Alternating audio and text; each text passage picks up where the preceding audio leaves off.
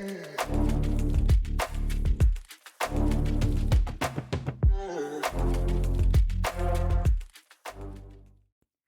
gente, sou Vivian Figueiredo. Como é que tá, família? Hoje eu quero comentar com vocês acerca da série Adolescente, porque é uma série, eu assisti desde o início, lá, os 4 episódios, que ela realmente ela é impactante e ela deixa muitas mensagens pra gente. É uma série que foi totalmente analisada e feita dentro de uma proposta de observar e analisar fenômenos sociais e que são extremamente relevantes hoje para nós psicólogos, para você enquanto pai, para você escola, porque ali existem 3 condições que são tratadas que são de primazia para a gente que trabalha com saúde mental. Então a gente precisa entender esse uso exagerado aí das crianças no mundo virtual, né? Essa relação aí oculta que tem uma linguagem totalmente específica, a gente precisa compreender sobre isso. A gente precisa compreender através disso também como é que funciona hoje, além do bullying na escola, o cyberbullying, que é algo que ocorre no meio virtual aí entre os adolescentes e algumas crianças, e nós precisamos compreender também sobre essa masculinidade tóxica. Por que a série ela vem abordar temas que para nós são extremamente relevantes? Quando eu observo ali a atitude daquele garoto, quando a gente observa o contexto que aquele garoto vivenciava, a gente via que hoje os pais, principalmente uma geração aí de 30, 40 anos, eles estão muito distantes dos filhos. E a gente observa isso às vezes dentro do consultório. Quantas vezes eu tive crianças ali, adolescentes, que a intervenção deveria ser feita com os pais. A linguagem era outra, a condição era outra. E somente aquela família poderia ter condições de resgatar ali e estabelecer um ambiente saudável com as suas crianças. Mas a criação, por várias condições, eu não estou aqui para apontar ninguém, ela está sendo terceirizada. Então você acha que seu filho não está na balada, que ele não está no bar, ele não está nas festas aí, mas às vezes ele está dentro de um quarto se relacionando de uma forma que você não tem acesso e ele não tem estrutura para lidar com aqueles eventos. E ali dentro daquele quarto, você pensa, nossa, mas meu filho ele não vivencia nada, por que ele tem passado por algumas situações? Por exemplo, o adolescente aí da série, a gente observa um menino de 13 anos que vivia numa família relativamente saudável ali, que tinha suas limitações, mas que vivia junto, que almoçava, jantava, tinha contato com os filhos ali.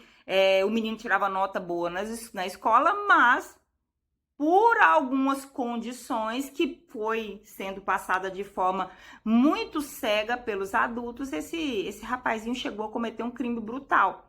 E através disso, a gente observa também que essas crianças, esses adolescentes, dentro das linguagens específicas aí da adolescência, eles criavam rótulos e condições que depreciava, minimizava, inferiorizava, e isso ia crescendo ali uma condição não observável pelos adultos, porque era de forma virtual, e a gente está falando do cyberbullying. Sabe, as críticas na rede, a violência que ocorre, porque é uma violência psicológica, de xingamentos, depreciações, isso é muito sério. É tão sério e tão grave como o bullying na escola. Por quê? Porque aquele mundo virtual, ele é amplo, ó, ele é uma terra que literalmente muita gente não tem acesso. Não é uma terra sem leis, mas é uma terra que muita gente não tem acesso e não compreende ali os fatores que são predominantes para levar uma depreciação ou uma condição como essa desse adolescente. E às vezes você achava que seu filho estava seguro, mas ali ele estava vivendo aquilo que você nunca quis. Ele estava vivendo uma condição de bullying, ele estava vivendo uma condição ali de inferiorização, e ali ele estava exercendo e desenvolvendo também uma condição que hoje tem sido aparente ali, com tantos feminicídios, com tantas mulheres morrendo aí pelos seus parceiros, com tantas mulheres aí lutando pela própria vida dentro do relacionamento. A gente tem visto essa masculinidade tóxica, que não é a masculinidade ideal, sendo aí arraigada dentro de um machismo, de uma ideia que a mulher é o seu objeto. Então, muitas vezes, essas categorias aí, essas condições, os incels aí dentro desse quadro, fica dentro daquela condição de, olha, a menina para namorar comigo, ela tem que se comportar desse jeito, ela tem que ser dessa forma, ela tem que vestir essa roupa, ela tem que agir e falar desse jeito, e ela não pode me rejeitar, ela foi feita para me servir. E essa ideia cultural até ela tem sido fortificada e até mesmo por alguns movimentos. E a gente precisa prestar bastante atenção nisso enquanto psicólogo, enquanto pai, enquanto mãe, enquanto líderes, coordenadores, diretores de escola aí, professores. Por quê? Porque os adolescentes, eles estão no meio disso tudo e muitas vezes nossa visão não consegue alcançar. Nós não conseguimos alcançar a adolescência. Muitas vezes nós fechamos os olhos. Então, quando essa série aparece, foi uma série que eu achei extremamente importante agora para os dias atuais, a gente consegue entender as nossas deficiências mediante a essa geração.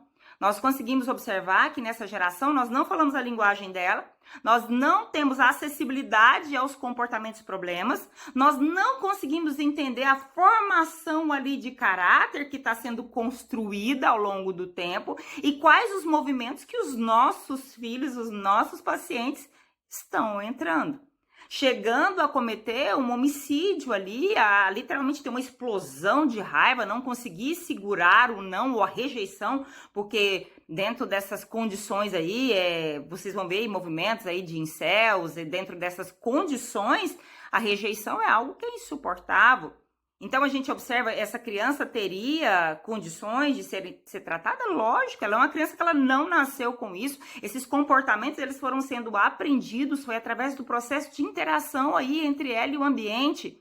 Dentro da condição da relação familiar aí, que aparentemente era boa, mas que o pai, a mãe não tinham acesso à condição do filho, no entanto. E quando a polícia chega, quando realmente chega ali para prender aquele garoto acusado de um crime brutal daquele, o pai, a mãe fica totalmente assustado, porque não era aquela criança que eles conviviam, não era aquele adolescente. E você muitas vezes vê assim, e eu vejo muito isso quando eu chamo de raiva, não conseguir segurar o não ou a rejeição, porque dentro dessas condições aí, vocês vão ver movimentos aí de incels, e dentro dessas condições, a rejeição é algo que é insuportável. Então, a gente observa, essa criança teria condições de ser tratada? Lógico, ela é uma criança que ela não nasceu com isso. Esses comportamentos, eles foram sendo aprendidos, foi através do processo de interação aí entre ela e o ambiente. Dentro da condição da relação familiar aí, que aparentemente era boa, mas que o pai, a mãe não tinham acesso à condição do filho, no entanto. E quando a polícia chega, quando realmente chega ali para prender aquele garoto acusado de um crime brutal daquele, o pai, a mãe fica totalmente assustado, porque não era aquela criança que eles conviviam, não era aquele adolescente.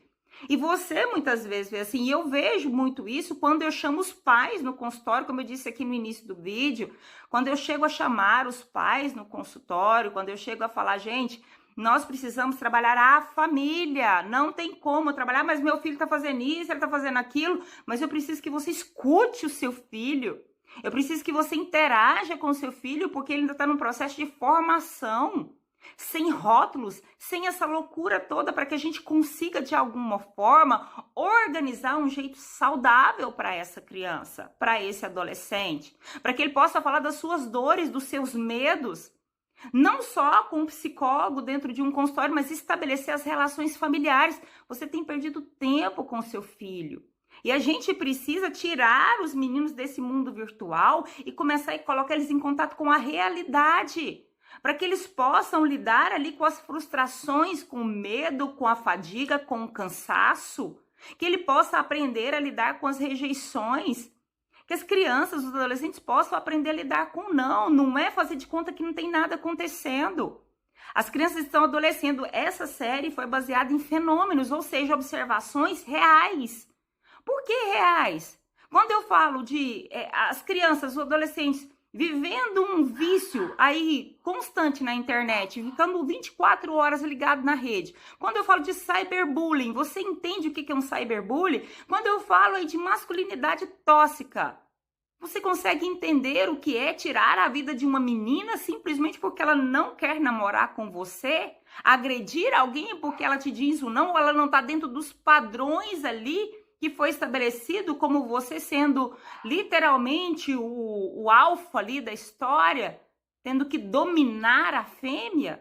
Então a gente precisa entender isso de uma forma melhor, a gente precisa compreender isso melhor. Isso é um problema social, não é um problema somente familiar, e que hoje a gente tem que alertar para essa masculinidade tóxica, assim como a gente tem que alertar para a condição de violência psicológica na rede, que é o bullying, cyberbullying, na verdade, e a gente tem que atentar ali para essas crianças que ficam 24 horas só em jogos muito agressivos, essas crianças que ficam 24 horas aí crescendo dentro de um movimento online onde você não faz parte dele, ali tem uma linguagem própria e você pode assustar com o que você vai observar do seu filho, que muitas vezes você acha que conhece. Isso é muito grave e é muito sério, tá?